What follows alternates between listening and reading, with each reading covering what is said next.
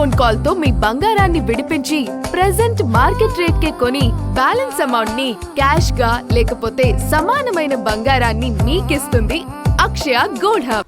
అణు కార్యక్రమంపై ఒప్పందం కుదుర్చుకోవాలని ఇరాన్పై అమెరికా ఒత్తిడి మరింత పెరిగింది. మధ్యప్రాచ్యానికి రెండో విమాన వాహక నౌకను పంపాలని ట్రంప్ సర్కార్ నిర్ణయించింది.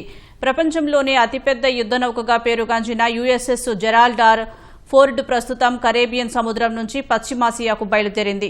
గతంలో వెనుజువెలా అధ్యక్షుడు నికోలస్ మదురోను బంధించిన ఆపరేషన్లో యుఎస్ఎస్ జెరాల్డ్ ఆర్ ఫోర్డ్ కీలక పాత్ర పోషించింది. ఇప్పటికే మధ్యప్రాచ్యంలో యుఎస్ఎస్ అబ్రహాం లింకన్ విమాన వాహక నౌకను మోహరించిన అగ్రరాజ్యం ఇప్పుడు ఫోర్డ్ను కూడా పంపనుంది. ఒకవేళ ఇరాన్తో ఒప్పందం కుదరకపోతే యుద్ధ నౌక యుఎస్ఎస్ జెరాల్డ్ ఆర్ ఫోర్డ్ అవసరమవుతుందని ట్రంప్ అన్నారు. ఇజ్రాయెల్ హమాస్ యుద్ధం తర్వాత అస్థిర పరిస్థితులు నెలకొన్న మధ్యప్రాచ్యంలో ఈ పరిణామం ప్రాంతీయ ఉద్రిక్తతలను మరింత పెంచనుంది. గల్ఫ్ దేశాలు ఆందోళన వ్యక్తం చేస్తున్నాయి. గత వారం ఒమన్, ఖతార్ల మధ్యవర్తిత్వంతో ఇరాన్తో చర్చలు జరుగుతాయని అమెరికా భావించినప్పటికీ అవి ఆశించిన ఫలితాన్ని ఇవ్వలేదు. దీంతో సైనిక ఒత్తిడి పెంచాలని ట్రంప్ సర్కార్ భావిస్తున్నట్లు సమాచారం.